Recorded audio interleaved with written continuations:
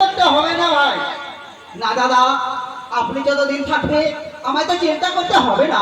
হ্যাঁ তো কি করবো, এই পায়রা নিয়ে আমরা এই পুষ্পের বাগানে খেলা করবো। হ্যাঁ বেশ দাদা, তাহলে আমি এই পায়রা নিয়ে খেলা করি। আর যেদিকে থেকে আমার শিশিরে পায়রা ধরে নইলে খেলা করে।